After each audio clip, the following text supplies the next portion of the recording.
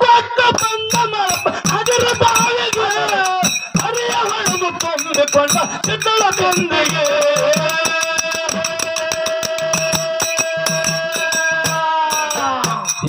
ಜಿಗಣಿ ಮಲಗೊಂಡ ಸಾಹಿತ್ಯ ಬರಲು ತಿಳಿಸಿ ಜನರಿಗೆ